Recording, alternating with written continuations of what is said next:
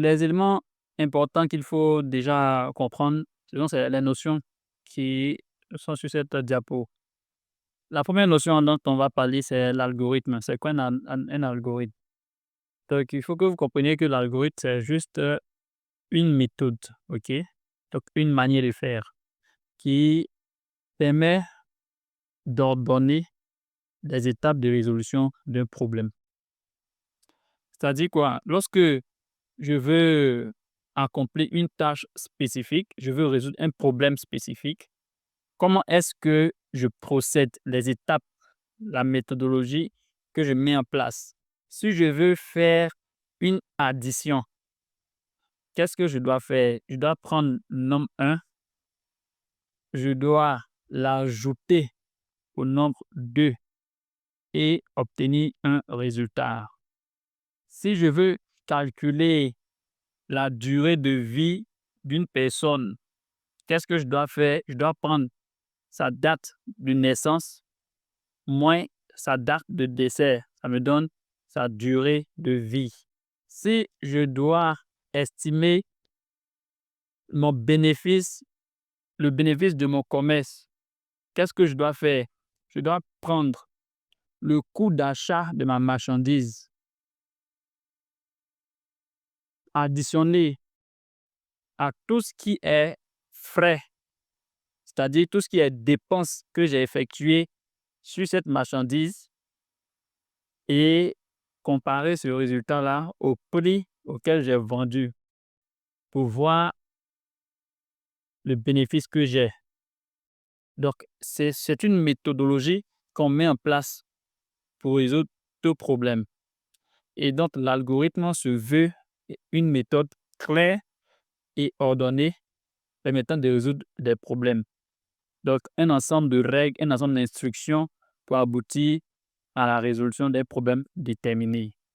Donc, l'algorithme est écrit dans un langage humain, donc est compréhensible par l'homme. OK? Parce que c'est écrit de telle sorte que ce soit compréhensible par l'homme.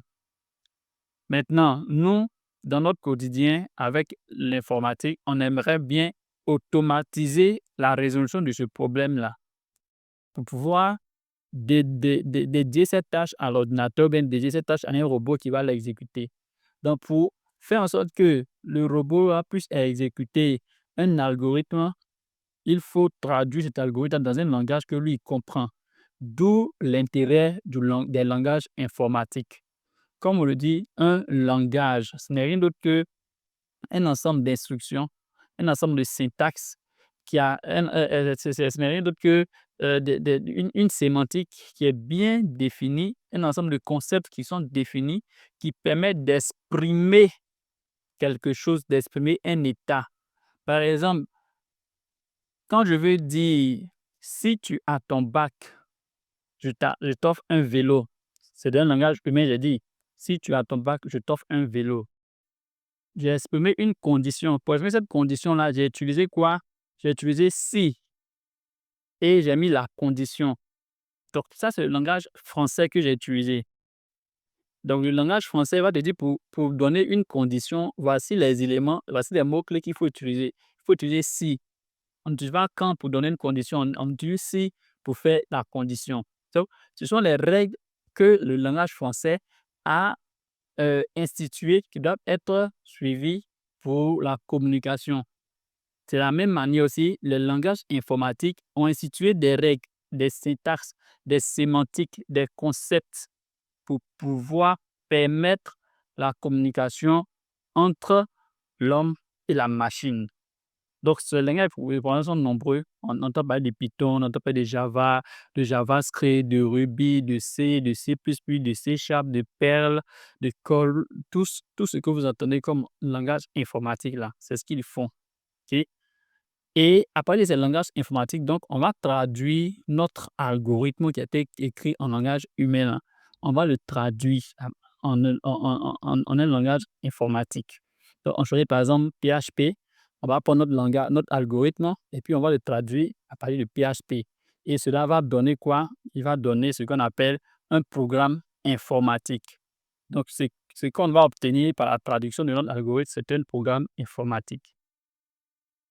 Et l'activité qu'on vient de faire ou qu'on vient d'expliquer en ce sens-là, c'est ce qu'on appelle la programmation. Donc, vous allez devenir des programmeurs, vous allez devenir des personnes qui conçoivent, hein, des algos pour résoudre des problèmes. En plus de concevoir l'algo pour résoudre le problème, vous allez traduire votre algo par un langage informatique et vous allez obtenir un programme qui est exécutable par l'ordinateur. C'est ça la programmation. On dit je fais la programmation, c'est cela.